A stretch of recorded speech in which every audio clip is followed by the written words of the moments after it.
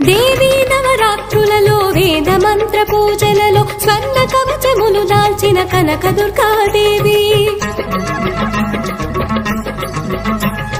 భవబంధాలను బాపే Bala Tripura Sundari నిత్యానందము కూర్చే Annapurnadevi